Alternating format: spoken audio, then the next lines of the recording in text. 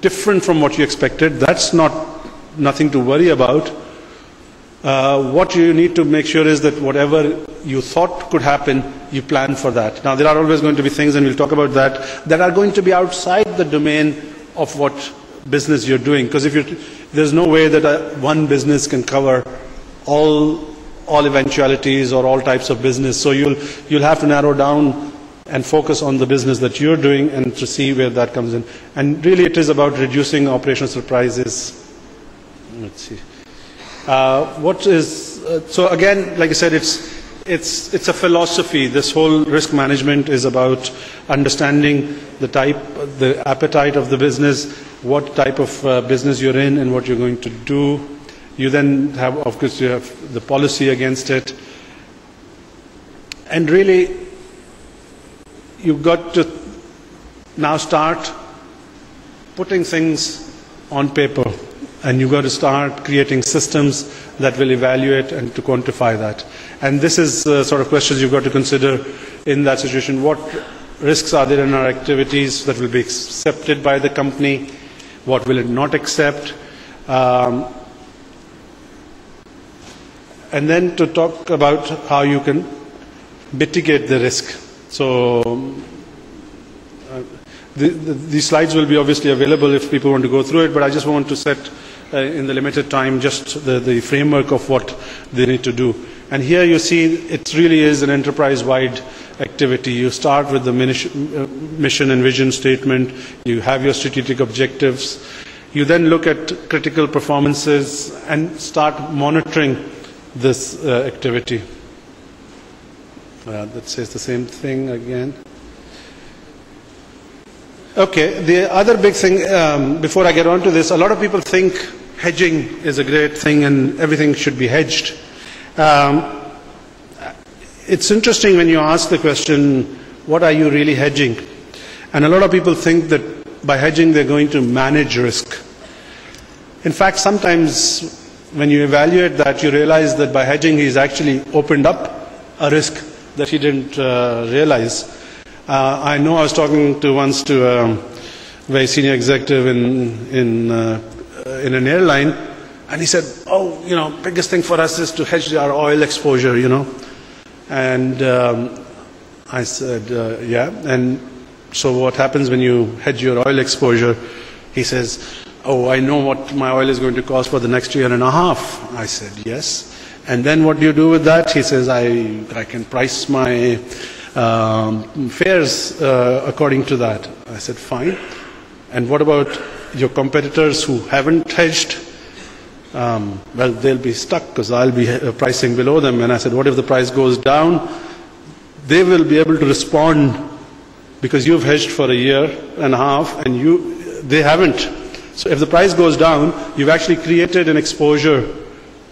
So you've actually not hedged anything. All you've done is you've taken a view on oil for a year and a half.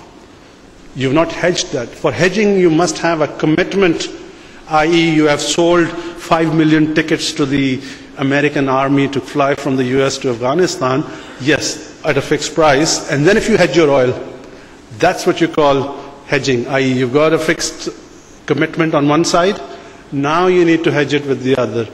But for vast majority of businesses, whether they're an airline, even my ex-employer, I used to work for Unilever, I see a lot of Unilever folk here, oil is a big business for them, fats and oils, and again, they're in a market which is responding on a day-to-day basis, and you can pass that on to the customer. You don't have long-term contracts, so to think that you're hedging oil is actually, you're taking a position on oil. So the message by this example I'm giving you is that it's not as simple as trying to minimize your volatility.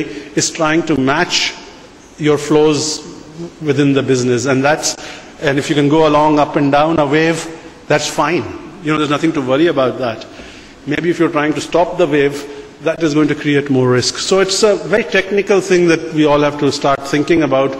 It is not a gut feel thing anymore. And that's the good news for accountants, that if we can understand that all these people who used to talk risk and none of us understood it, Now when we're having to quantify it, we're probably in a very good position to be able to say, I can quantify, I can communicate, I can do all those things that I've been trained for much better on this.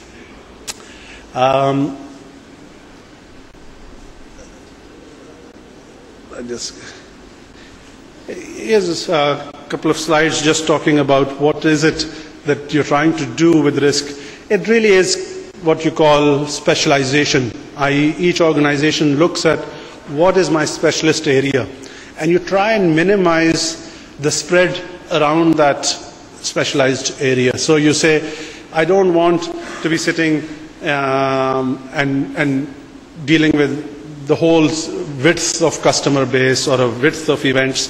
You want to narrow down, focus, specialize, and service those areas. So it's about, instead of this side curve is the one that is spread out, you need to bring controls and try and narrow that into a narrower spectrum, so you have much more defined activities, and you spend your money, which is what is this value of controls, into bringing it into a much more disciplined area. So that's the sort of challenge that we have, is to try and change the shape from this right-hand side to the left-hand side by bringing in controls, and in a way it's almost like specialization, you know. If you know what you're trying to do, we'll be able to do that.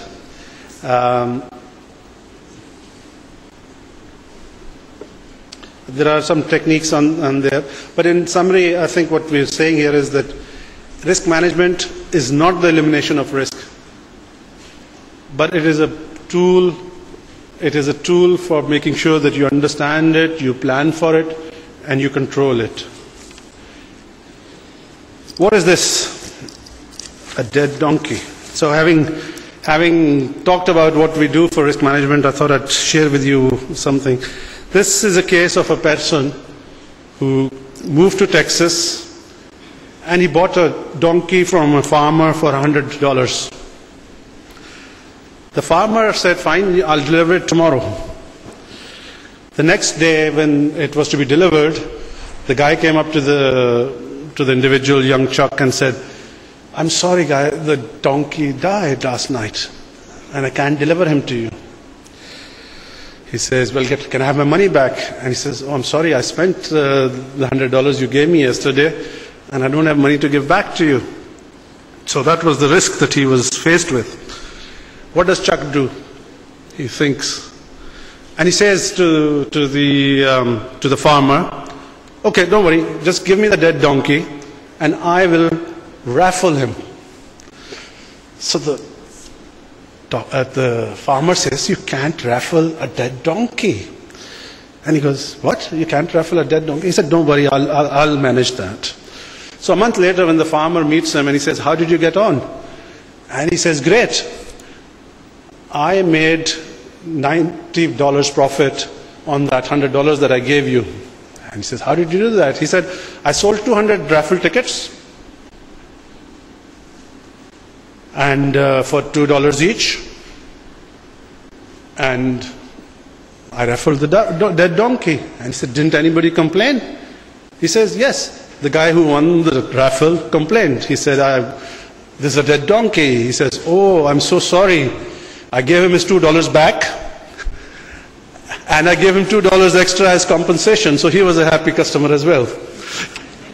So that's how you manage risk. So if you see an opportunity, you can go and grab it. And so he was able to raffle it off. But that's the whole point, that where is the risk? The risk was in the raffle. Where did people visualize the risk? The person who won came up and said, look, I won the raffle and this is a dead donkey. He says, okay, I'll give you $2 back plus $2 for getting that. So there are ways of making money out of crisis. I'll stop there if anybody's got any questions or anything. Take it on.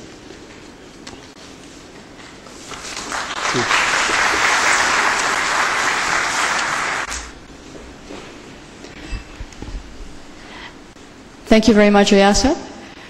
Just a quick reminder for everyone, in your folders, ICAP and TerraBiz had provided you with feedback forms. If you can just take 2 minutes right now and fill in those feedback forms while I introduce the